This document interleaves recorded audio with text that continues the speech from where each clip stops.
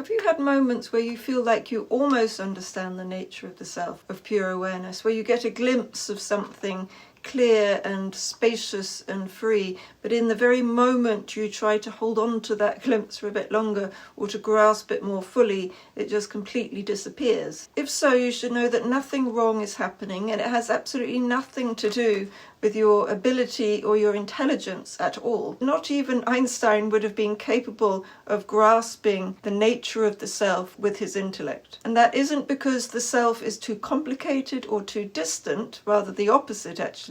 It's because the mind is simply not the right instrument for knowing the self.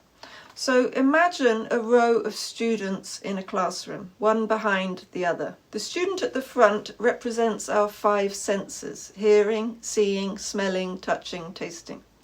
So she can only understand what's in front of her, the teacher and the blackboard maybe. She can't see or know the mind or anything that's behind her. In just the same way, our senses can only sense things that have shapes or forms of some sort and that are external to them.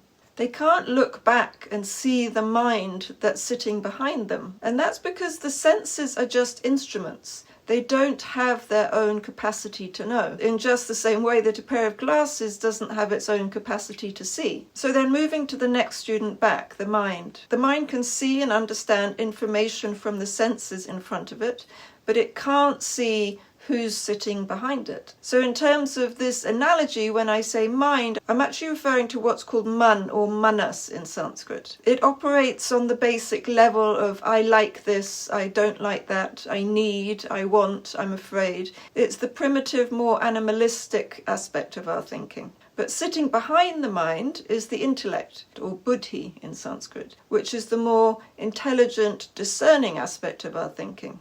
So the intellect is aware of the mind and aware of the senses in front, but it can't see back to the ego or to the self sitting behind it. So the intellect gets the information from the mind and senses, and it can think abstractly about that information and can form judgments about it, make decisions, and so on. But I'll repeat the most important point again. No matter how sharp or refined the intellect becomes, it will never be able to look backwards and know the self, because it only works on the information that comes from the senses and mind. It can only operate and think about things that have some kind of form or quality, even if it's just a really subtle one. But the self has no form, no quality. It's not a thing.